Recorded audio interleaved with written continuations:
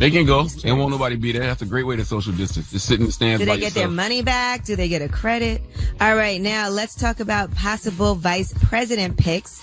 Joe Biden, he said he would love to have Vice President Michelle Obama. That has a nice ring to it. Here's what he said. Where are you in naming that running mate? And will you commit that that person would be a woman of color?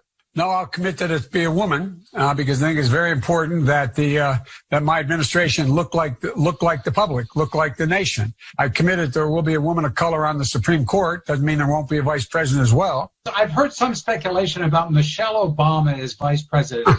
If she said to you she'd be willing to be your running mate, would you ask her? Oh, I'd take her in a heartbeat.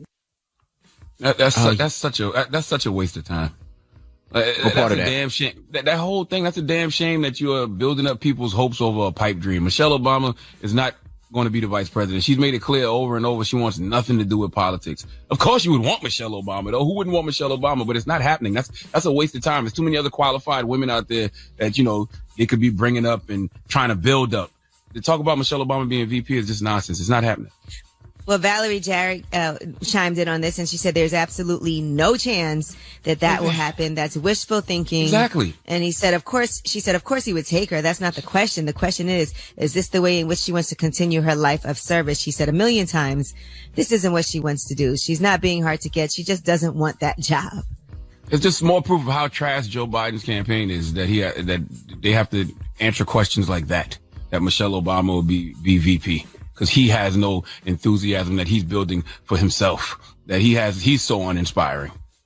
All right. The head of the U.S. Center for Disease Control and Prevention warned that a second wave of coronavirus expected this winter could be even deadlier than this current one. They said there's a possibility that the assault of the virus on our nation next winter will actually be even more difficult than the one we just went through. They said it would likely coincide with peak flu season. And when I've said this to others, they kind of put their head back. They don't understand what I mean, but they're saying 2 simultaneous outbreaks of respiratory infections would dramatically strain the healthcare system.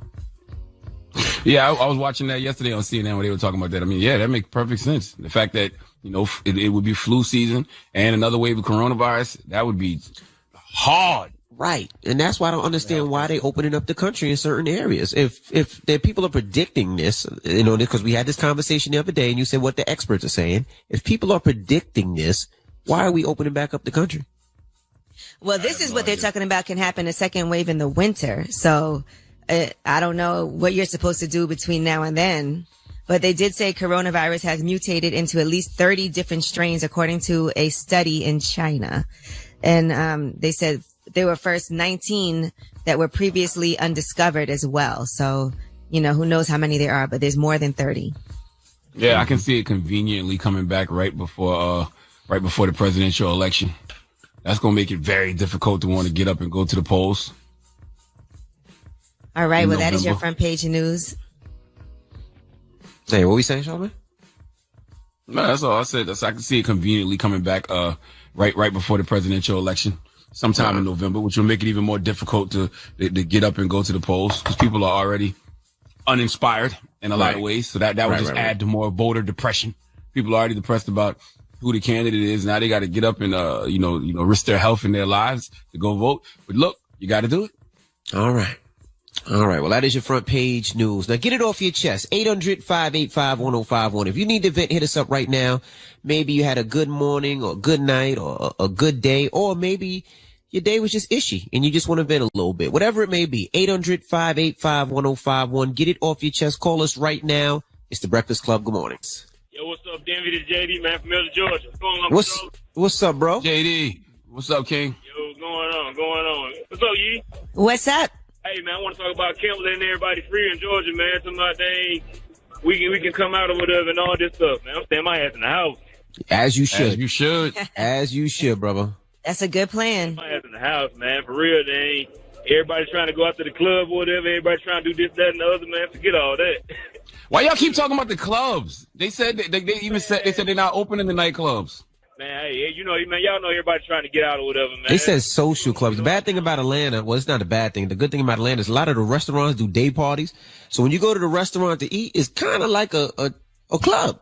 Yeah, but you have to social distance still. I don't think you can just be in there regular. I think that they're going to have a limited amount of people and social distance.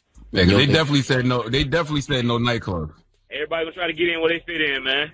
Mm-hmm. Do you are you working right now? Oh yeah, I'm out on the road, man. Big truck driver. Okay. All right, that's what it is, brother. Thank you, man. Hello, who's this? This is Kiera. Hey, Kiera, get it off your chest. I just want to say that when you guys go to the grocery store, don't come in there with an attitude because that just makes everybody's job harder. Right. That's right. To everybody who's helping y'all, because when y'all come in there with an attitude, don't nobody want to help y'all. I agree with that, and I'm always extremely appreciative when I go to the supermarket and I see people who are working and stocking the shelves and checking people out and making sure the self-checkout is working well. I'm very grateful and appreciative to see everybody at work. Well, I appreciate that because people come in there every day with an attitude like I'm supposed to be here. I don't have to be here. Well, you know what, though? You're giving out free jewelry that people can use for life, though. You know what I'm saying? When you walk in the room, you can dictate the energy of the room by the energy that you're giving out. Definitely. All right. Well, have a good one, Mama. And I have found that people have been extremely pleasant, like that work at the supermarket. And so, I appreciate that too. Every time I'm like, thank you so much for coming to work. I appreciate it. I never said that before, but now I'm like, thank you so much for coming to work. Absolutely. Get it off your chest. 800-585-1051. If you need to vent, hit us up now. It's the Breakfast Club. Good morning. What up, King? Man, I'm blessed. First of all, man, I'm healthy. Thank God. I'm working still, but I'm just kind of upset, man, because like I work at 7-Eleven. I'm a store clerk, and like when I come into work, my routine is I wipe everything down with bleach, and we have hand sanitizer by the front door. And I tell customers, hey, for your safety and mine, sanitize on the way in, on the way out. Can y'all believe people get mad with me for asking them to sanitize when they were coming in the store? I'm like, man, that's crazy. It's y'all people that's going to spread it, man, that's not taking this seriously. They should be happy y'all have hand sanitizer. It's not even easy to find for some people. Exactly. Yeah. We was able to get it through the company, and we got it right there by the front door. As soon as you walk in, you can sanitize, man. But people get mad because I'm telling them to do it. Hey, but before y'all hang up on me, a good match, man, would be Lil' Kim and Come on. Missy Elliott? Nah, Missy, you forget about all the records Missy Elliott wrote. Oh yeah. Yeah, I don't know. I love Kim, but I don't think Kim got 20. Yeah, but you know what I was thinking of yesterday? What about Mary J. Blige and Beyonce? Bro, Mary J. Blige versus anybody. I'm trying to tell y'all right now, Mary J. Blige got them cultural anthems that people love. Like Mary J. Blige versus anybody. Male, female, animal, whatever. Mary J. Blige versus anybody. Hello, who's this? Hey, this is Shirley from Orange. Good morning. Good morning. How you feeling this morning? Not too well, actually. Well, what's up? I called you guys last week. Actually, I was telling you guys I was going through divorce. Well, not going through divorce, but I was divorcing my husband because this COVID situation is not coming home. Mm-hmm. Yes, I remember. Right. I remember that. Mm-hmm. Yeah, he was staying out. Yep. So now what happened? I was talking to somebody else, trying to get over my husband. I was just like, we didn't really do nothing, but I was talking to them. I was starting to like them, and then just vanished off the face of the earth. Now, the guy vanished? Yeah. Probably because you was talking to him too much about your marriage drama. He didn't want to hear all that. I never spoke to him about my marriage drama. I don't do that. Oh, okay. I just want to say one thing, though. You can't really talk to somebody else to get over someone else because sometimes it makes it worse. And it's okay to be hurt. It's okay to have to deal with that and heal yourself. But I don't think that someone else will replace your husband right now. I understand like wanting to be distracted, wanting to move on, but I don't know if that's always like immediately the best idea when you're already dealing with so much. Right, you're absolutely right, because I feel like I just put myself in a hole. Like, I was, like, real down. I don't know. I just called out of work yesterday. I just couldn't get out of bed. It was just, like, Mm-hmm. Do you have any good friends, family members, people like that you can really talk to and vent to and support you? I guess I have one, but, I mean, I can't really talk to her about the situation because, like, she's so strict about marriage. Like, she'd probably be like, oh, my God, you should never even talk to somebody else. You're married. This is that. You didn't get your divorce yet and all that crazy. Yeah, she would judge. You need to speak to somebody that's not going to judge you and just really hear you out and listen to you. Right. They had, like, this app or something like that you can do online, and it's like you could have like a little therapist that you could talk to, text to, or whatever. Mm-hmm. I did try it out. It's like it wasn't that expensive. It was like $56 a week. I'm like, okay, let me try this. But like, I guess like the conversation is not fast enough for like I messaged her today. She doesn't message me back until tomorrow or tonight or something like that. Right. And it's just like, if I'm having a full anxiety attack and I'm like breaking down, I can't wait till tonight for you to respond to me. Mm-hmm. But, yeah. Well, hold on the line. We'll get your information. I do have a good friend, Dr. Kendall Jasper, and you know, every now and then when people are really going through it, I refer people to him. So if you hold on and give me your information, I'll do that for you. Hold on, all right? Yes, please. Okay. All right. Get it off your chest. Why you put on your fake concern voice? I mean, I did when people found like that. How do you go hype from there? It's a hard time, people, for relationships right now. I mean, I feel for them. I can't be like, all right, you know, I gotta, you know, it's you don't have anybody to talk to when you're going through it. They're not responding for a whole day. Okay, you know, all right, really guys. need that. I feel What do we have coming? What do we have coming up next, guys? All right, well, get it off your chest. 800-585-1051. Why you making me sound like that, man? that's no. Why you making you sound like that?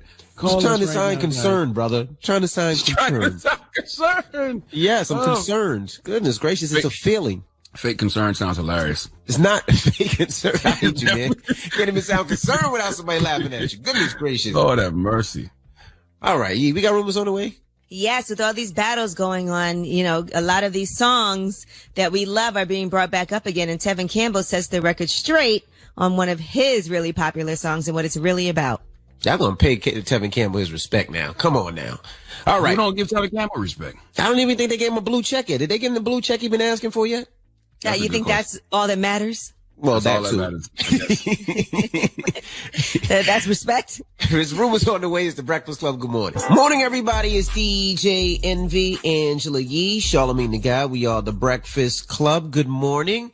Let's get to the rumors. Let's talk Tevin Campbell. Listen up. This just in. All the gossip. The Rumor Report. Gossip. With Angela Yee. It's the Rumor Report. The Breakfast Club.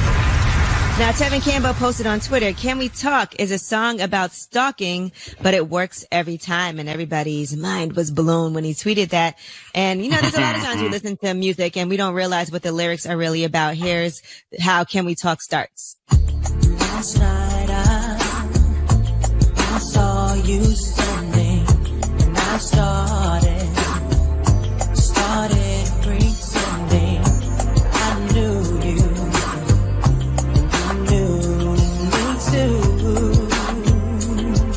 So I love it's all about a woman he doesn't even know. Yeah, I mean, everything is about context, right? Because that song sounded perfectly normal to me until he put that tweet out. And now when I hear it, I imagine him walking down the street, following the girl, asking her over and over, "Can we talk? Can we talk? Just for a minute? I just want to know your name, girl." It's like, damn, bro, leave her alone. But you know what? I feel like back then that was like romantic. I think like even like Mr. Telephone Man, there's something wrong with my line when I like it. That was romantic trying to catch a girl and call really my get a baby's girl. number. get a click every time. Like, yeah, because you keep calling over and over. And she don't want to talk to you. All right. See, I don't picture him following her down the block because I feel like he was too shy to say anything. So I just feel like he's hoping to run across her again.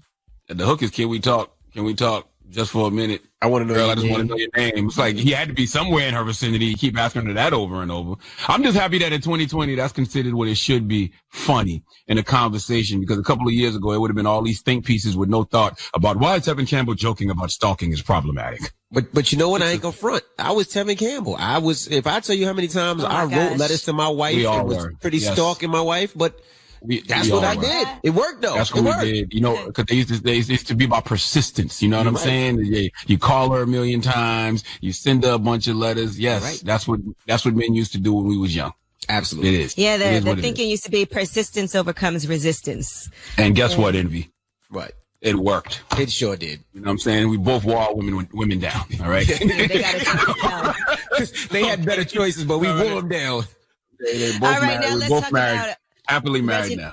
Let's talk about Reginae and YFN Lucci. Now, when Reginae was on the Breakfast Club, she talked about her breakup with YFN Lucci.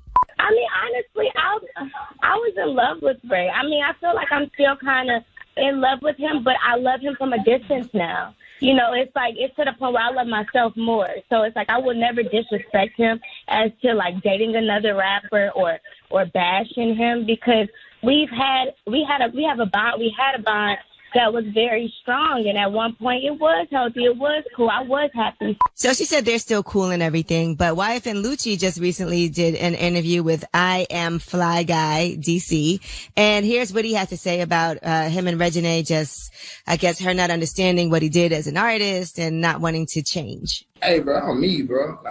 Like if you ain't gonna like me, I ain't trying to change and make you me.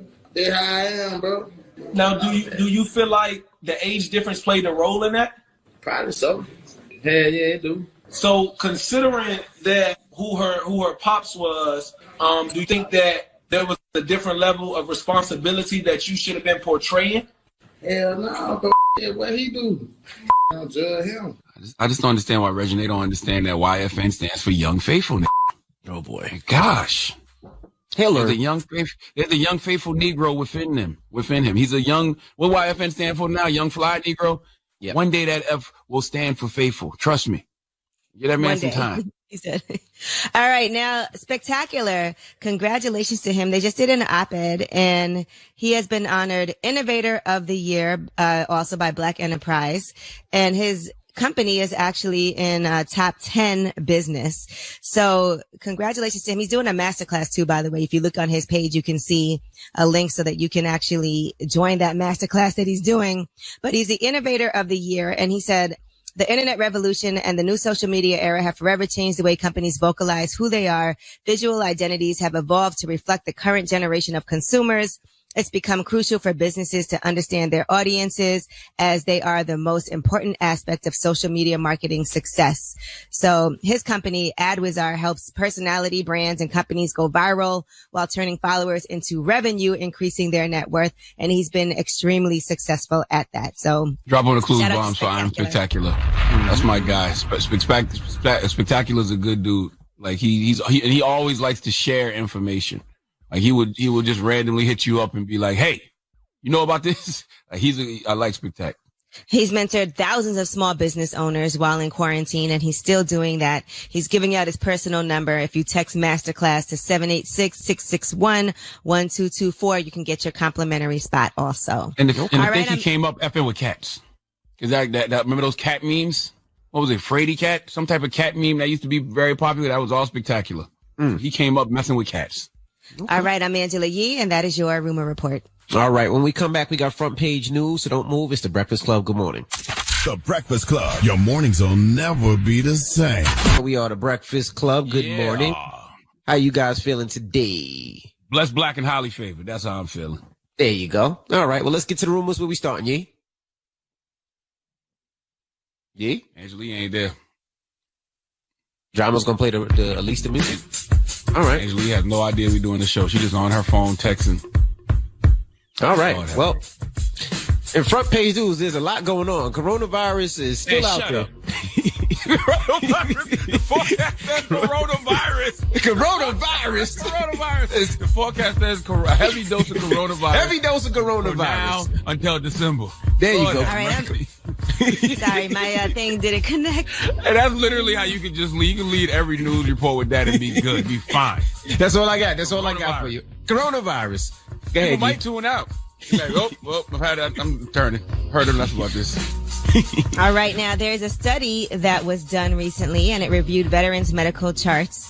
And what they did in this study, 368 patients, 97 of them took hydroxychloroquine. That's the drug that they're saying they use to treat malaria that Donald Trump's been talking about. 97 patients who took that had a 27.8% death rates. The 158 patients who did not take the drug had an 11.4 death rate. So what they're saying is there is an association of increased overall mortality identified in patients treated with hydroxychloroquine alone. So that's just one study that's been done. Again, you know how a lot of people will say, oh, you got to take this. It works. It'll cure something. You know, they're still doing studies. That's why it's important not to spread information until the studies are done. You said alone, though, so does it work with something? Because Envy, your guy, didn't he take it with something else as well? No, I just think he took that. I sent you the story. I think he just took the whatever queen, whatever it's called, and I think that was what helped him out. He said to save his life. Yeah, they said it does still need to be studied to see how safe it is, though, because, again, you want to make sure that it's not causing more harm for some people. And there's a lot of different drugs being studied right now. Right. All right. McDonald's is giving first responders and healthcare workers free thank you meals. So their plan is all you have to do is show some type of badge, and that's if you're a healthcare worker, police officer, firefighter, paramedics, anybody that has to work right now, you get that for free through the drive-through or carry out. So that's the plan. All you got to do is show that. You only can get 1 meal per day, though. That's what they're doing. Wendy's has announced they're giving out free nuggets at all of their drive-through locations. So they're saying that you get a free 4-piece nugget at all of them. They said they were so inspired by the love that people are showing amid the coronavirus pandemic that they decided to show their customers some love as well. So, and Chipotle, remember when Chipotle was going through everything that they were going through and their stock dropped and people stopped going there for a while? Right back in, they said the food sickened more than 1,100 people across the U.S. from 2015 to 2018. Well, now they have to pay $25 million. That $25 million fine just for that. That's for food safety violations. They said Chipotle failed to ensure its employees both understood and complied with its food safety protocols, resulting in hundreds of customers across the country getting sick. That's like the highest ever amount of money that a food chain has had to pay, $25 million. So that's a very steep penalty. Now, that Louisiana pastor who defied orders and still held services has been arrested. You guys remember we were talking about this, Pastor Tony Spell. Mm-hmm. He was taken into custody. This was in Baton Rouge yesterday, and they had issued a warrant for his arrest, accusing him of aggravated assault. So according to records, he was released on bond of $5,000. Yes. So, and if you guys recall, he's the same pastor that asked people to donate their stimulus checks. He launched the hashtag Pastor Spell Stimulus Challenge. You got yeah. That was the one I was asking for people to give their stimulus check. I remember. You can't ask 10% of somebody's stimulus check because clearly they really, really, really need that money in order to keep everything on track. So why would you ask for 10% of that? 10% of that could be the difference between a light bill being paid, some rent being paid. Like, you can't ask for 10% of that, you bastard. And I wondered if he kept getting arrested. I know he asked for it all, but pastors usually supposed to ask for 10%. But I'm just saying that you shouldn't be asking for nothing. But I wonder if he thinks getting arrested was God's will. Well, I don't know. But they did ask him why he was asking vulnerable people. CNN Victor Blackwell asked him to hand over their $1,200 stimulus checks, and he said it's because some evangelists and missionaries don't receive stimulus money. He said, we are challenging you, if you can, give your stimulus package to evangelists and missionaries. Listen, that money is necessary right now for people. That's the whole point of it. But yeah, I don't see how people can even feel comfortable doing stuff like that. You're supposed to be a public servant. You're here to serve the needs of the public. And when the public is getting something that they actually need, which is this stimulus check money, you want them to give it to them? Like, how can you really fix your mouth to say, give it to me and the Lord will bless you times 3, times 4? Like, how can you feel comfortable doing that when you know that's some BS? Come on, man. All right. Well, that is your front page news. All right. Thank you, Miss Yee. Now, when we come back, the baby will be joining us. We'll kick it with the baby. He has a new project out right now. So we'll talk to the baby in a minute. So don't move. It's the Breakfast Club. Good morning. Morning, everybody. It's DJ MV, Angela Yee, Charlamagne the Guy. We are the Breakfast Club. We got a special guest on the line. I got a baby. What up, baby? Baby, blame it on baby. Man, 3 albums in less than a year and a half. Why you moving so fast, baby?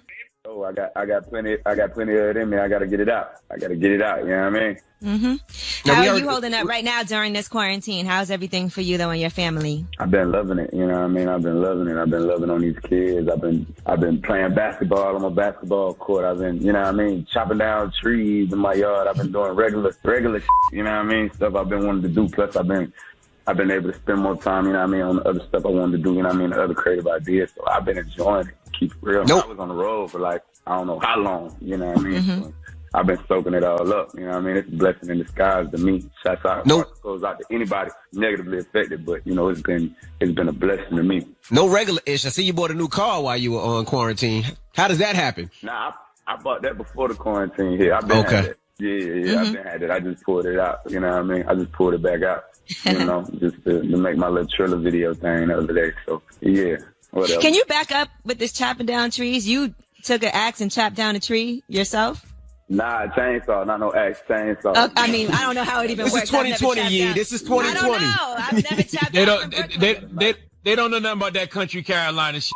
Nope. Yeah, please. I got a nice little spot out here. I try to get you out here, Charlamagne. I got a nice little spot out here, you know what I mean? I got like, it's sitting on some acres too. So I've been, you know what I mean? I've been really like doing like some HGTV shit, you know what I mean? Like, yeah, it's like a dream house, Neverland. So I've been out here doing all kind of country shit, you know what I mean? I heard you say on the album you said you spent $3 million on the crib, but you don't even stay there just for your baby. I'm like, damn, $3 million in Charlotte. That sitting on about 800 acres. Hey, it's like that. It's like that. I ain't even gonna lie. You know what I mean? It's like that. I would walk y'all through it. It's gonna take a minute. Hey, look. Yeah. Hey, I would walk y'all through it. It's gonna take a minute. No, God. It's gonna take a minute, dog. So why'd you decide to do another album? Did you just have too much music? Were you bored? Is it just you were just recording? It was time for it, man. And it's just, you know, it's all about showing that evolution, that growth, you know what I mean, and that music. So, you know, and everybody else ain't doing nothing. With me, I drop music when I get tired of hearing the bullshit is out. You know what I mean? I won't even call it bullshit. When I get bored with the climate of the game, like when there ain't nothing for me to listen to back to back, like just play back to back, that's when I know it's time for me to drop music. You know what I mean? Because if I'm feeling that way, ain't no telling how the fans feeling, how the listeners feeling. You know what I mean? So I just like to keep it. I like to give myself something to listen to. I listen to my own music. That's really all I like listening to. But you're the type of artist that like to touch the people, though. Like, you like to go out, you like to go to the clubs, you like to do in-stores. So I know that must be difficult where you can't necessarily give these people the music the way you want. I mean, yeah, when I can't drop, but I understand that's part of the business at this point. You know what I mean? You got to dropping the music. That's just the beginning of it. You know what I mean? And you got to do the moving around. You got to push the music. You got to put it out. You got to do the shows. So I have been on the road for so long. Like, I was finishing up an arena tour when the whole little coronavirus thing hit, you know what I mean? So it was more so, and I was getting ready to go on another tour. Amphitheater tour, like 8,000 plus every show, you know what I mean? With me headlining, I had just finished headlining an arena tour. So my life was so much like just drop music, straight to show, straight to the road, boom, boom, boom, boom, boom, boom, boom, boom, boom. You feel me? So it's more so refreshing than anything to me, you know what I mean? When you get that money, it'd be like, damn, I wish I could just be a normal with this money. You know what I mean? And that's what I got going on right now. Like, I get to wake up, cook my own breakfast. I ain't got to go to Chick-fil-A because that's the only thing I want to eat because I'm in Nebraska or here or there, you know what I mean? Like, I ain't got to do all that. I can go sit down and eat and enjoy myself. I can spend time with family, you know what I mean? I had to pop in and spend time with family on the weekend when I'm already tired from being on the road 7-8 days straight. You get what I'm saying? So right. I just been soaking it all up, man. It's been a blessing in disguise to me. You know, I take the good with the bad every time anyway. So that's exactly how I've been treating it. I wouldn't dare say, man, I'm tired of this. I'm tired because I know the second that it's over with, bro, I'm on the road for back to business. My daughter turned 5. She's 2 years old. The second that it's over with, I'm gone. I was already booked till 2021. I was already booked all the way out till 2021. I see. Let's talk about this album a little bit because I see on social media they like to say the baby has the same flow, and I know you pay attention to that because I heard that title track "Blame It on Baby." So that inspired that. That's what they're gonna do anyway. They're gonna blame it on Baby. A lot of inspired the title "Blame It on Baby." You get what I'm saying? But when it comes to the little same flow thing, like they just gotta understand the internet, man. Like they gotta, and then see me like. Artists like me, like it come off like I don't do no wrong. You get what I'm saying? Not I don't do no wrong. Say I do a lot of wrong, but it come off like damn, this think you perfect. Like the way I popped, the way I shot to the level that I was at. You get what I'm saying? The way I went from 10,000, the Chitlin Circuit, country shows. I'm talking about hole in the walls, death traps in South Carolina to sold out arenas. Got everybody in the arena with their cell phone lights up just for me rapping that word. Like, bro, it's not. It don't happen like that. Like with the way I hit the game, you know what I mean? With the platinum records and the 200 million views on multiple videos back to back. You get what I'm saying? Just to show you it ain't no one hit wonder thing. You get what I'm saying? Like #1 album, debuting at #1. Like it don't happen that way. So at the end of the day, like you gotta have something to. You feel me? Like you gotta, hey. They gotta have something to say. Bullshit come with it. Right, I get through all the other bullshit, you know what I mean? Like hearing, like I just boom, boom, get out of everything. So it's just like, gotta have something to say. So I don't really be tripping about that. But as far as like switching the flow or anything like that, bro, I have no problem wrapping circles around any one of these niggas. Any one of these niggas. You get what I'm saying? Like that ain't nothing to me. You know what I mean? That ain't nothing in this record. Just show that. You know what I mean? That's why I really don't need. You know, I couldn't find myself entertaining it. I could joke about it just like I joke about everything else and just like on some ha type shit. Like that's what it be like when I make songs like Blame It On Baby. You get what I'm saying? But like I can never take that shit too serious because I'm already knowing what's going on. You know, I make a conscious album right now. I record the whole shit today. You get what I'm saying on some J. Cole vibes, Jordan Lucas, but I can get in there too. You get what I'm saying? So it's really however they want to play it. But me at the end of the day, like I understand what's going on. You know what I mean? You got people biting on a certain thing. You got to milk the game. You got to, you know what I mean? You got to take advantage of it. I switch it too quick. You ain't gonna like it. You're gonna be like, damn, baby, I wanted you to turn me up.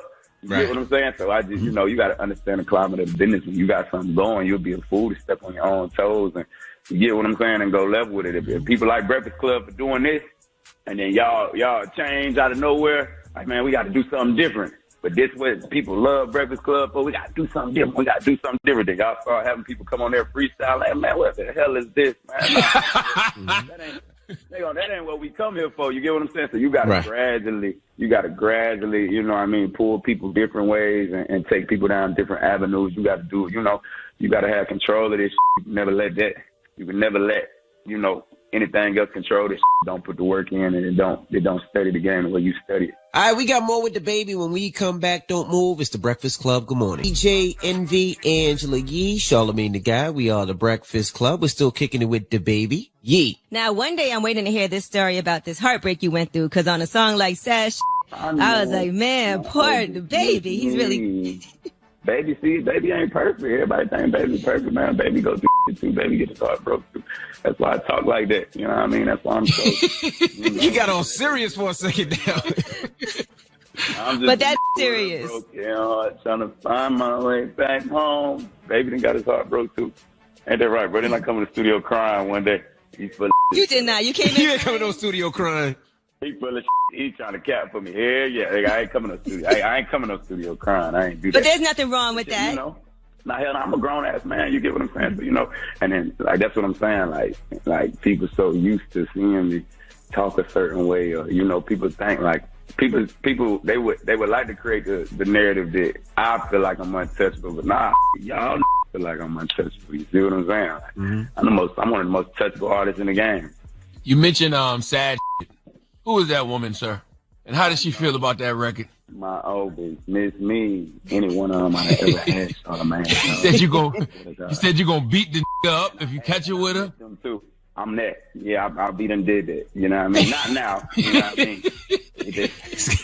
They play with me wrong. Hey, if it was one of them, if it's her, if it was one of them, that one that really did me that, the one that really, that's a knife in my hand. The one that really, you know what I mean? I may have to handle my business, man. I may have to handle my business if I bump into him, you know. But you will take her back, though, in a heartbeat. That's what it's about. You see what I'm saying? I got to show her. He ain't me. I be the hey, bro. Hey, you know that's me, right? Say the wrong thing. Look, beat him up. You got that big ass house now. You got that. So are you like Drake? You got bags and shoes waiting on somebody? Nah, man. Go ahead, man. I don't know. I was just joking. I catch you with I ain't gonna beat him up no way, man. Let's talk about He said I ain't fighting nobody. Let's talk about Talk About It. I love that record. Talk About It. You said your mom taught you how to use a rubber. Explain that to me. She used to have him sitting on the nightstand. At the crib. Like she was open about it. Had him sitting on the nightstand. You know what I mean? She had different ones, different kinds. Is these yours? I got two brothers. I'm the baby. At what age, though? At what age? I was like, my brothers, I got two older brothers. One of them 5 years older than me, one of them 2 years older than me. I was probably like 11. Damn it, man. Jeez. She wasn't playing like that. You know what I mean? She wasn't playing like that. I was probably like 11 years old, but that's no cap. She was there. She'll tell you. She'll tell you. You got to squeeze. She caught you with a girl or something? Nah, she knew what time it was. So, you know what I mean? We was out there. You at know, 11? Back when you used to have the phone, if you on the phone, if you on the phone downstairs, they pick it up upstairs and hear what you're saying. That was back, you know, I'm a 90s baby. A real 90s baby, you know what I mean? 1991. So that was back, like, if you was on the phone right here, somebody could pick the phone up in the other room, they could hear you. So, you know, we didn't all, y'all went through it. Y'all done been caught on that phone, talking the way you weren't supposed to be talking. You know? Not at 11, though. Not at 11. Jeez. You already humping on girls' legs and stuff like that. Can I speak? Oh, for sure. That was way before 11. That was way before 11. You was dry humping legs and. I don't even think people use that word no more. I don't think people use that word no more. Man, Let me ask you, call that madness, boy. If your mama taught you how to use a condom, why you ain't use no condom on Nasty? Because on Nasty, you say you pull it out and shoot on her cheeks. You ain't say nothing about taking no condom off. That don't mean, because I ain't had time to fit that in there. You got to back on beat. You know what I mean? I can't the world against y'all. I'll pull the condom up, put it all over. Now I can't. I got to move quick when that music coming. I got to move quick, man. I ain't had time to really, explain all that. You know what I mean? I thought you would have, that y'all would have been right there with me. I thought I'd give the benefit of the doubt on that one. You know what I mean? I said, this nasty. This getting raw. Right. And I had to tell Ashanti Mama, her manager, I said, look, first of all, before I even do this, you know what I mean? Like, how nasty do y'all want me to talk? Y'all want me to be PG-13? Y'all want me to make a love song? What y'all want to do? Because, I say, look, my mouth filthy. I say, man, with all due respect. With all due respect. My mouth filthy, mama. You know what I mean? And I'm a respectful young man. They're like, oh, no, this is yours. This is yours. You called us. You asked us to be a part. This is your thing. Do your thing. I said, okay, bet. I'm going to have to kindly ask you to leave the room for me and just come back when I'm done. Cause, I can't be talking like that with somebody's mama right there over my shoulder, man. I don't talk like that in front of nobody's mama. Well, you had Ashanti a little more, nastier than she normally is, too. So I brought it out. You know what I mean? I brought it out. You know what I'm saying? So that was dope, man. Why you smiling like that? Why you smiling like that? That's my boo, right? That used to be my boo. Yeah, that you had a crush on her. Baby, 91. What? Well, she used to lay them sideburns down. So how was the connection? Chocolate too. I'm a chocolate too. So how was the connection? It was a vibe. It was a vibe, you know what I mean? Like, it was a vibe for sure. You know what I mean? When we was in there, she's real easy to work with. I had originally wanted Lizzo. I ain't talking about that connection. I ain't talking about the vibe connection. All right, the music is good, but what happened after? Did you take her out? Did you ask to take her out? Nah. She was on the tour. She was actually in the middle of being on the tour, and I was too. You get what I'm saying? So, but I would love to. You know what I mean? Once everything clear up in the restaurant. Did you check up on her in quarantine? Did you call her, see how she was doing? I spoke with her a few times since quarantine, but we was handling business when I did. You know what I mean? I handle the business. I'm a professional. I don't really, you know what I mean? I don't get into that. You know what I mean? We gotta handle the business first, and then, but it's time to, if you end up watching this, if you find me attractive enough and you feel like you want to get to know me, I'll be more than open to it. You get what I'm saying? Lizzo gonna bust your ass. You had every guy thinking about a threesome with Meg Thee Stallion and Ashanti on that song, because I heard you slide that in there at the end. When Ashanti said that, I dropped the phone. I swear to God, I dropped the phone. I said, oh, my God, I called her. I said, oh, you got me f***ed up. You got me f***ed up talking like that. I said, I didn't even know you had that in you. She's like, yeah, what you mean? So that was dope, though. Now's the perfect time to be shooting quarantine shots at Ashanti, because everybody home. Yep. People ain't really doing nothing. Like, now's the time. Right now, it's not the time right now. It's what everybody doing. You know what I mean? That's what everybody doing right now. I'm not really a shot shooter when it comes to like social media and all that. I don't really play like that. You know what I mean? All right, don't move. We got more with the baby when we come back. Let's get into the baby mini mix. A couple of joints that he put out. It's the Breakfast Club. Good morning. Good morning, everybody. It's DJ Envy, Angela Yee, Charlamagne the Guy. We are the Breakfast Club. We're still kicking it with the baby. Yee. So what was it like working with B. Simone, knowing that she has a big crush on you? Was she really trying to shoot her shot? Nah, B. Simone, regardless, you know what I mean, of what people may think, like, she's a professional. Like, she's smart, too. Like, she know what she's doing. I whether or not if she really got a crush on baby or not, I wouldn't know, because I understand. I get marketing. I get all that. You get what I'm saying? Like, I get it. You know what I mean? So I wouldn't call, like, a mother had to tell me straight up. I had to, like, hey, look, all jokes aside, though, like I'm trying to give you something. Yeah, all jokes aside, like, hey, I be dead ass. She had to come at me that way. You get what I'm saying? But until then, like, I get marketing, I understand. You know, I understand all that. You get what I'm saying? So I ain't antsy-pantsy when it comes to that. Like, I be coolin'. You know what I mean? I be coolin'. I ain't antsy-pantsy at all because I ain't want to read nobody wrong. But, you know what I mean? Like, I don't really get into all that. Right. I handle the business. But as far as being in the video, like, we had already came up with the story, with the idea for it, and we started casting the characters. And we had did the casting call. We got the female characters, and I'm watching the video. I couldn't make it to the casting call because I had to go do a show. So I had my people do it for me. I had the real girls do it for me, and then they send me the videos of the females from the casting call. And I'm like, I'm watching the females that's gonna play the lead because that got to be the lead character. The female that's gonna be beside me the whole time. I'm just looking, and I just thought, I'm like, you know what? And I reached out to her. I said, hold on, bro, I got an idea. Hold on. It was like 2 days before the video when I got and thought it'd be Simone. I reached out to her. Like, I got a hell of an idea. Called me. Sent her my number. She called. I ran it by her. She like, oh, hell yeah. She was actually on tour with Martin Lawrence. She was on tour with him. She was on tour with Martin Lawrence, and she had a show in, like, Indianapolis the night before the video shoot, but I had needed her there at, like, 6 in the morning for us to do what we had to do. She had to be there at, like, 6 a.m. That was a 2-day shoot. We was working like 4 to 8 hours straight. So it wasn't no commercial flight, and she had to book a jet, and she booked him on her own. Wow. Damn. Go ahead, be Simone. I like that kind of hustle. I love that. Now that's a boss move. Yeah, she cut like that. You know what I mean? So I always take my hat off to her, man. I ain't got nothing but love and respect for her at the end of the day. And I make it a point to let motherfuckers know, like, nah, that ain't just no funny motherfucker, no little goofy girl. Nah, she about her business. You get what I'm saying? And when she get there and it's time to handle her business, she gonna be about her business. She fun to work with and all that, but she about her business. So you get what I'm saying? That's dope. I love that story. And I would have been, what's up, girl? Acting like I got it like that just because she would have shut that shit down. I'm sure that. You get what I'm saying? But she about her business. So super professional, super talented. You know what I mean? And she rose to the occasion, and she took the extra mile to make sure she can get there to make it happen, man. So hats goes off to her.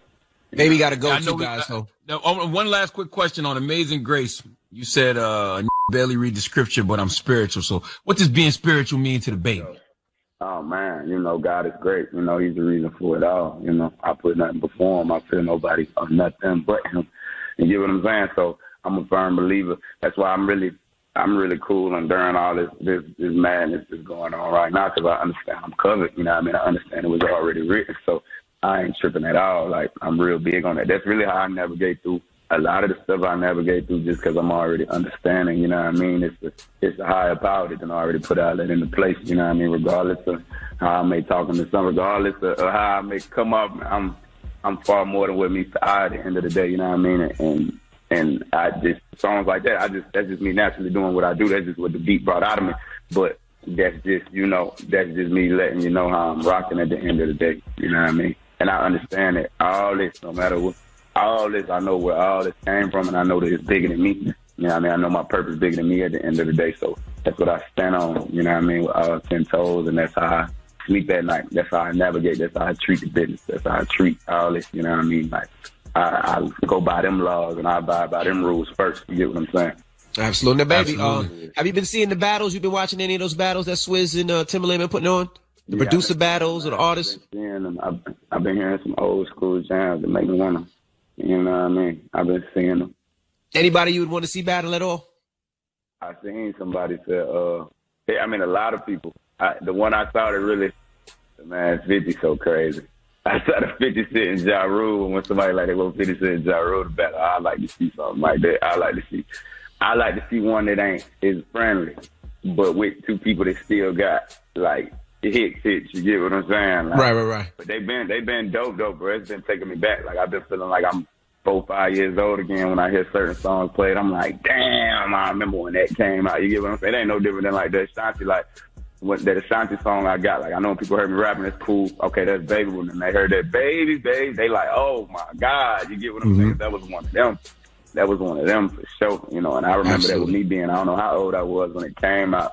But I like to see a lot of people do it. I like to see Nelly do it. Nelly used to come with it crazy.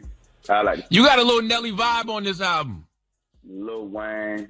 Yeah, I done seen a lot of people say that. I done seen a few people say that. And I ain't even really one record. I usually see stuff like that ahead of time, like to find my way. a couple of them, I heard a few people say it. You know what I mean? I heard a few people say it. I ain't mad at that either. That used to be that was definitely somebody who was one of my favorites coming up for sure. So I ain't mad at that at all. Well, the baby, we appreciate you for checking him in. Good luck on everything for our team, man. Be safe. Hey, I'm coming to with you too, cause they opening up in the Carolinas. I'm coming down there. We're gonna do that next week, May 28th. Let's do that. Can't wait. All right, I'm there. May 28th. Let's make it happen. All right, I got back on to say goodbye. My internet was all messed up, so congratulations, though. Bye, you. Thank you. All right. Thank you so much. Blame it on Baby Out right now. Go stream it. Yeah. All right. It's the baby. It's the Breakfast Club. Good morning. Everybody, it's DJ Envy, Angela Yee, Charlamagne the Guy. We are the Breakfast Club. Let's get to the rumors. Let's talk French Montana. This is the Rumor Report with Angela Yee. Club. So listen up. Yes, French Montana, in the interview that he did with Complex, one of the things that he talked about that went viral was the fact that he could actually have more hits than Kendrick Lamar on a stage, if they did a festival stage. And then he listed all of the hits that he has, like Shot Caller, Ain't Worry About Nothing, Don't Panic, Pop That, These Hoes Ain't Loyal, All the Way Up, No Shopping, Stay Scheming, Lockjaw. He did a whole list of a bunch of different songs, No Stylist. So Young Thug weighed in and he had this to say about French Montana. Oh, here's French talking about it. Honestly, I could go against anybody. So you could put somebody like Kendrick Lamar next to me on the same stage in a festival. I might outshine them, not because I'm a better rapper or whatever it is. It's just I got more hits. You know what I'm saying? Kendrick Lamar got albums. He got masterpieces. Now, Young Thug weighed in and responded to those claims of French Montana versus Kendrick. Stupid ass said he got more hits than Kendrick Lamar. Fool. Okay. What else? And I do feel like French was paying Kendrick his respect because he did feel like Kendrick was a better artist. He wasn't trying to play him. He was just talking about his more club type hit songs. Now, French Montana then talked about Young Thug wearing a skirt in a No Stylist video and also brought 21 Savage into it. Hey, Thug, man. Thank you for wearing that skirt for me on No Stylist. You heard? Hold the cap. I wouldn't worry about 21 Savage before me and Kendrick. You heard? You definitely went left. Yeah, this is where it starts to get really serious. Then Young Thug responded and clarified that he has no issues with 21 Savage, and he talked about what 21 Savage was tweeting at him, and then he also explained the skirt. I got off the phone with Savage. I told him I was coming to with him in Atlanta for a few days. I supposed to get on the jet yesterday, but I ain't make it. So that's why he put it up and said, I'm in the Hall of Cap. We don't got no smoke with each other. Third of all, that's what I forget for even with niggas like you. I wore that dress in your video just to show love and support because I only put that dress on when it's real, when I feel like it's real love. But that's the thing is I get for with niggas like you. But it's okay. I know you smoke dope. What does any of this have to do with music? I don't know. It took a left turn. And then left out here's one more. Here's Young Thug and French then going back and forth about some footage that Young Thug claims that Meek Mill has of French getting knocked out. Get my phone. I'm finna call Meek right now. Get my phone. I'm finna show the whole world you getting knocked out. Get my phone. I still got a full computer full of your motherfucking hooks. You've been on my since day one. And if Meek got some footage like that, tell him to show it to you. I'll give you $1 million. Show it. Yeah, Young Thug, French, I have to ask, what does this have to do with music? Like, this was a music conversation that turned into why brothers wear dresses and people being soft and who's tough and who's not tough, who's on who's D, people getting knocked out. Like, who cares? It shouldn't have got to that. French Montana made a statement. He has more hits than Kendrick. He can outshine Kendrick on a festival stage. That should be the debate. That shouldn't escalate to anything else. Yeah, Young Thug said, I believe he said no, I don't believe it. And then it just went left from there. But now, don't get it twisted. I know a lot of people out there, Kendrick Lamar is the better artist, hands down. Like, that's not even a discussion. But French Montana has a lot of hits. And depending on where that stage is, depends on if French will rock or not.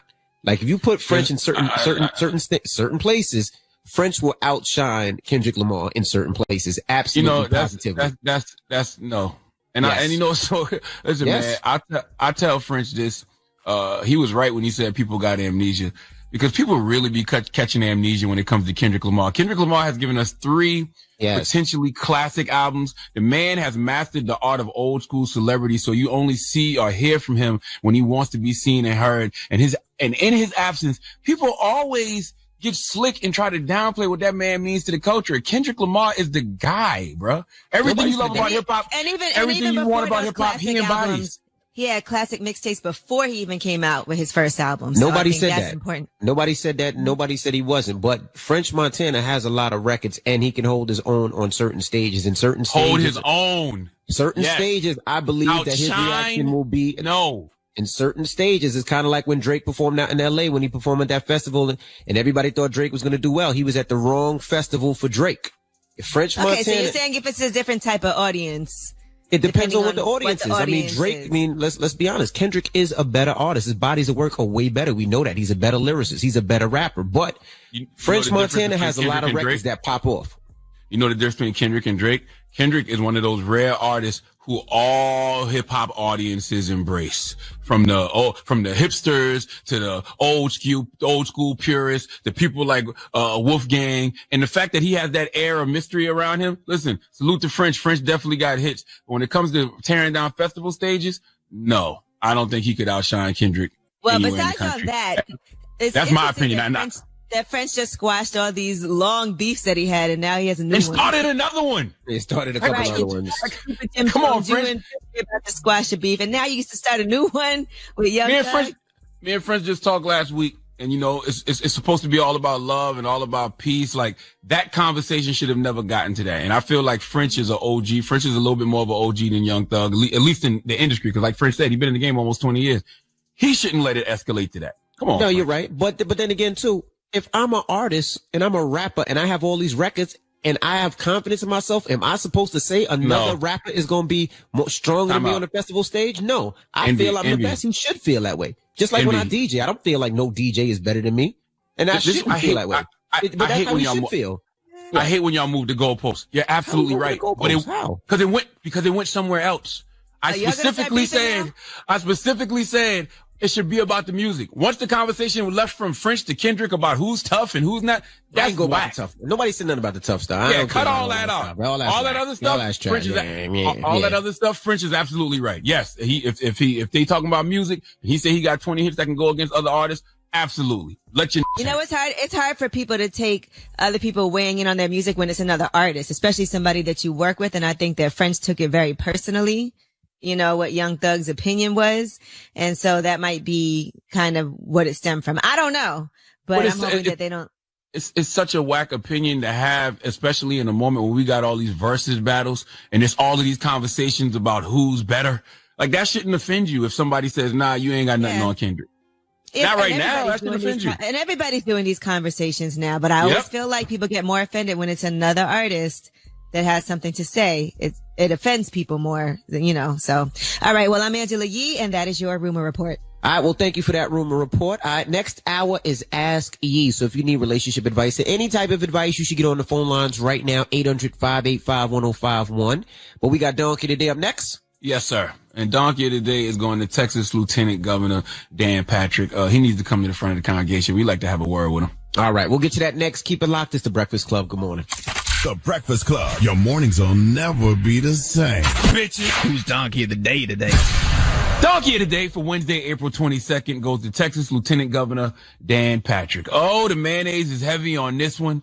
America, can I tell y'all something? I need everybody to listen to me, everyone, okay? The diverse coalition of listeners that we have on Breakfast Club, all black people, brown people, all genders, all sexualities, all races, white, yellow, Puerto Rican, Haitian, gather around. Okay, I need everyone who can hear me to listen and listen good. There's no easy way to say this.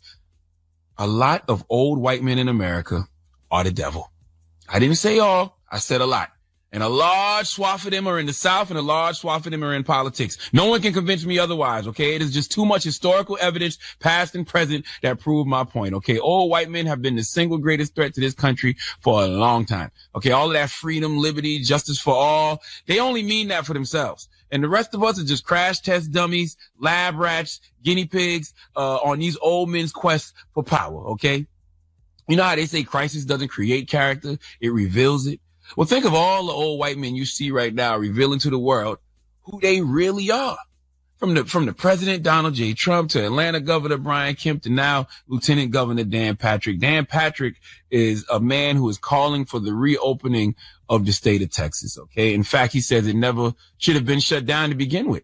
He's also the same guy who back on March 23rd of this year said this. No one reached out to me and said, as a senior citizen, are you willing to take a chance on your survival in exchange for keeping the America that all America loves for your children and grandchildren? And if that's the exchange, I'm all in. And that doesn't make me noble or brave or anything like that. I just think there are lots of grandparents out there in this country, like me, I have 6 grandchildren, that what we all care about and what we love more than anything are those children. And I want to, live smart and see through this, but I don't want the whole country to be sacrificed. Yeah, lots of grandparents across the country would risk their survival to keep the country afloat economically. He's probably right. There will be a lot of people who died during this process, and I'm sure it is absolutely some older folks who understand that and who are like, look, I've been here long enough anyway, so it's time for me to clock out. And they probably would die for the country. But when I hear people like Lieutenant Governor Dan Patrick say things like that, I'm like, cool. Sacrifice your grandparents first then.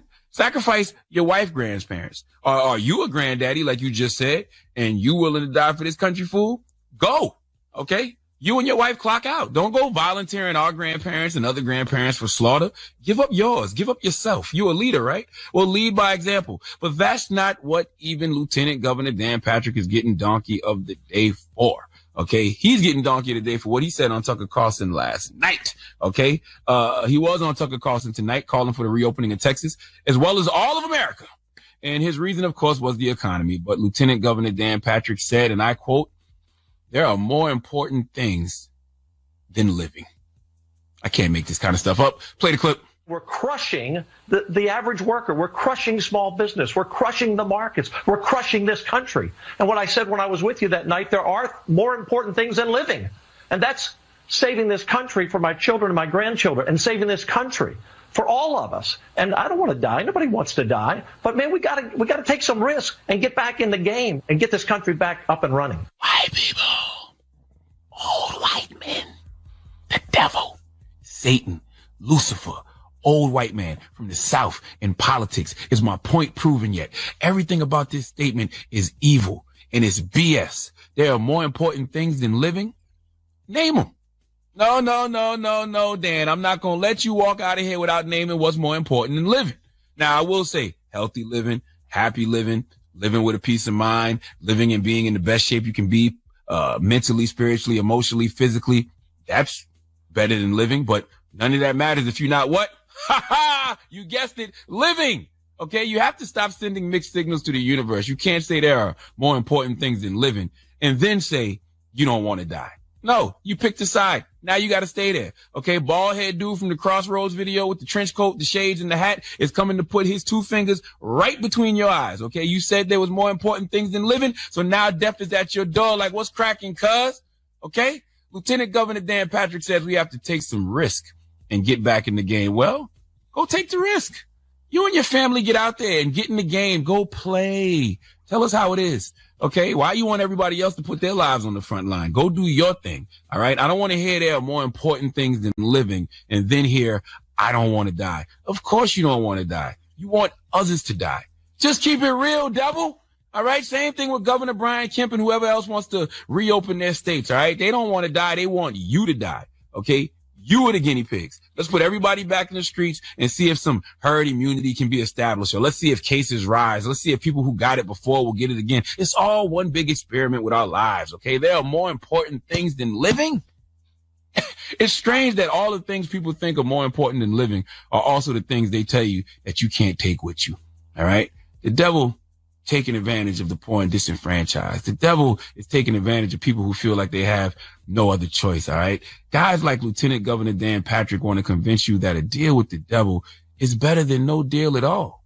I just want everyone out there to know that if you listen to these old white men and take your ass outside and get back to normal, all for the sake of money, all for the sake of the white man's economy, just know you have made a deal with the devil.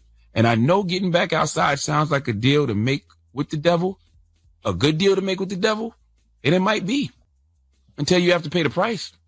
Please let Kathy Griffin give Dan Patrick the credit he deserves for being stupid. Please give this giant jar of mayo the biggest hee-haw. All right. Well, thank you for that donkey of the day, sir. Mm-hmm. Now, when we come back, ask Yee. 800-585-1051 if you need relationship advice or any type of advice. Call Yee now. It's The Breakfast Club. Morning, everybody. It's DJ Envy, Angela Yee, Charlamagne the Guy. We are The Breakfast Club. Good morning. Now, let's get to Ask Yee. Hello, who's this? This is Felicia. Hey, Felicia. What's your question for Yee? Well, I just got into a relationship and I found out I had an STD. Oh. And I let her know and everything, but I don't know if it's gonna switch up on me. I just need advice on that. So you let her know already? Mhm. And what did she say?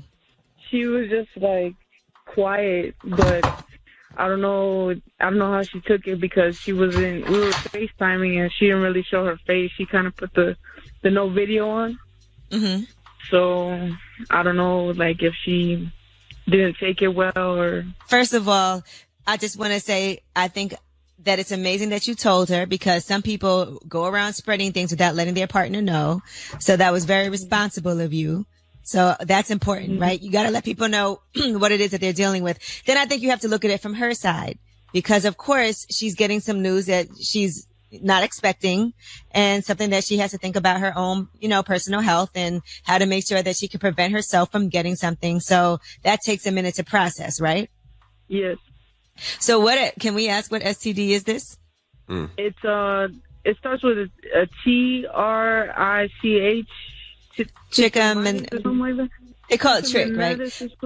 Okay, so that's something that goes away with medication. Yes. Yeah, that's what I found out. So I don't know if I ain't never heard of that one or not, but yeah, it spreads. It could even I found out it even spreads if you sit on the toilet, like in a public toilet. What's it called? Trick or treat? No. What's it called? TRICH. I can't even trichomoniasis or something like that. Trichomoniasis. Yeah. With sex that I have, lesbian sex, it could spread like that too. I didn't know it could spread by when y'all scissor on the toilet. Yeah. Yes, so that's where it came from. Y'all scissoring? No. Well, I got it from another girl. So you were cheating? No. I wasn't cheating. I had gotten in a relationship in Vegas. I went to Las Vegas, and So you were cheating? No, she's in a new relationship. This happened before. Yeah, it's a new relationship. Yeah, she's in a new relationship. This was before her. Okay, so the good news is that you can get this treated. So it's not something that never goes away. And so you've had an STD, as have millions of people in this world. So you let her know. I think the next step for you is to let her know, I'm sure, did you already tell her what it is, how you got it? I haven't told her what it is yet, but I just don't know. I just don't know if she's gonna switch up on me. I don't know what can I do to save the relationship after time. Well, I think you were great. You were very honest. You need to let her know what it is because when you tell me that you have an STD, I'm thinking this is maybe something that can't be treated, and you're warning me because I should know before certain things happen. But this is something that you need to treat before you guys obviously have any more contact. And just let her know. Look. Yeah. I did my research. I found out this can be treated. I'm getting my, medication, and this is what the doctor told me. So I just wanted to give you a heads up. How long y'all been together? For like about a month. Oh, no, I'm out. Bye. We've been together a month and you giving me STDs? Peace. No, you talking about? Nope. I just don't. Not sticking around. I just want to be honest. Here's your question. If you ate at a restaurant once and got food poisoning, would you ever go back? No. No. Exactly. Yeah. You gave her food poisoning, ma. Goodness gracious. Yeah. No, we haven't had sex yet. That's why. Huh? I told her. See, I haven't had sex yet, but you gave her an STD? No, I haven't. I'm confused. What the hell just happened? Didn't you just call up here and say you gave a girl an STD? No, I didn't. I told her ahead of time. That you have it? Yes. Okay, you did the right thing. Oh, well, don't worry about it. Yeah, man, get the treatment first and let that go. That's a curable STD. It's not like you got something that's going to stick around. Get the cure, get cured, and then go live your life like it's golden. What happened to Angela Yee? I don't know. I don't know either. Yeah, that's key. So. Yeah, I would go get treated, and then I would, continue my sex life. Okay. But you already told her, so. Yeah, she's not calling you back. Oh man, nah, she just texted me this morning, so we'll see. She just want to know what it is so she can tell her friends. Yeah, you have to, no, you have to know what it is. Let her know that you're being treated, what the treatment is. Keep her as informed as possible. But I don't think this should be a deal breaker. It was something that happened before her. She might be thinking you cheated. There's a lot of things going on through her head. You have to let her know all of that. You can't just tell me you have an STD and then you don't tell me what it is. You don't tell me that it can be treated. You don't tell me when you got it. Just keep her informed. Okay. All right. Thank you, guys. You're welcome. So, yeah, listen, if you've been dating a guy for a month, y'all ain't never had sex, and he tells you he got an STD, you calling him back? I mean, he has to tell me what it is. I would have asked, though. I'd have been like, what STD do you have? Because when you tell me that, I automatically assume that it's something that's incurable. A month? Y'all been together a month? You'd be surprised, man. Ugh. Women meet a guy. Morning, everybody. It's DJ Envy, Angela Yee, Charlamagne the Guy. We are the Breakfast Club. Good morning. Now we're in the middle of Ask Yee. Hello, who's this? Hey, man, it's D calling from Atlanta, Georgia. What's up, bro? What's your question for Yee? My question is, me and my wife don't made up. I want to know, what can I take her, like a nice place? So you guys, well, first of all, I don't know if you can go anywhere. Aren't you guys self-quarantined right now? This weekend is back on for ATL. Oh, yeah, it is. Listen, how about you do something special but not have to go anywhere to do that and do that in the house? Yeah, put some rollers in the bathtub and stuff like that, right? Yeah, and also, like, listen, I'm not against, getting pick up the food from a restaurant that we both love, something fancy, set it up nice in the house so that, you don't necessarily have to cook if you don't want to or if you can't cook that well. But I would do something like that. I would get some great takeout food from a restaurant that we both love that means something to us. Get some nice champagne, some nice wine, get a playlist going, have the speaker on so you have some great music. So it's like you guys are at a restaurant, but you really are at home. That sounds like a plan. Yeah, I think things like that are really sweet and romantic. And how often do people really do that for you? So and clean the house too. That helps. Make sure the house is nice and clean. We love that. Yeah, I'm OCD, so it's going to be clean. All right, good. Yeah, I think plan some nice things and then get her something to wear, like to bed after that. Something nice, something sexy. Lingerie. Mm-hmm. You even said that like you were excited. Oh, yes, I really do. Thank you. Okay. All right. Okay. All right. Well, have a good one, bro. Get dessert. Make sure you get dessert. We love dessert. Oh, pumpkin cake. All right, I got you. All right, bro. Have a good one. You too. I Ask Yee, 800-585-1051. If you need any type of advice, you can hit her anytime. Now we got rumors on the way. Yes, we are going to talk about the streaming services. We'll tell you how amazing Netflix is doing, and we'll talk about a new service that's coming, and they already have a very controversial documentary on the table. All right, we'll get into that next. Keep it locked. It's the Breakfast Club. Good morning. Charlamagne the Guy. We are the Breakfast Club. Let's get to the rumors. Let's talk Russell Simmons. It's about time. What's going on? Rumor report. Rumor report. This is the Rumor Report. Talk to him. With Angela Yee on the Breakfast Club. Well, HBO Max just debuted the first official trailer yesterday for that documentary On the Record. That's going to premiere on May 27th. And it's about Drew Dixon talking about her decision to publicly share her experience during the Me Too movement. And she explicitly is talking about Russell Simmons, who she says sexually assaulted her, allegedly. Here is that trailer. Drew was a young, powerful something who cared so much about this music. And so when Def Jam called me, I was like, Russell Simmons wants to offer you this job as the director of A&R at Def Jam. I could not have scripted it better. That's one of the beautiful things about the music industry. There was a lot of mobility for women, but at the same time, there was tremendous amount of sexual harassment. You didn't get a lot of sympathy for that. That was considered the price of admission.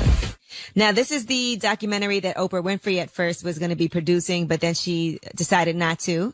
She said the movie was still a work in progress. She said, first and foremost, I want it to be known that I unequivocally believe and support the women. Their stories deserve to be told and heard. In my opinion, there is more work to be done on the film to illuminate the full scope of what the victims endured, and it has become clear that the filmmakers and I are not aligned in that creative vision.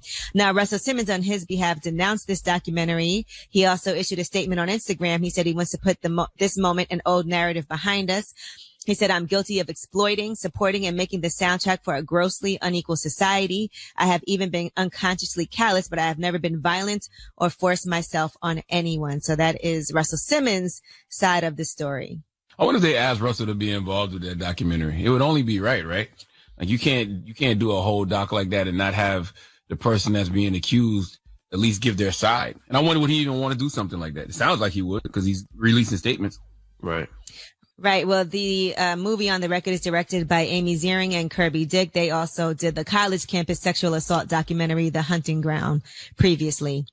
All right. Netflix. They have a whole lot of new subscribers during this lockdown. They added 16 million subscribers in the first quarter of 2020. And a lot of people have been binging on things like Tiger King and Love is Blind. So now they have 183 million subscribers globally. They expect to add another 7.5 million subscribers in the second quarter. So things are going well for them as far as what's happening while everybody's at home.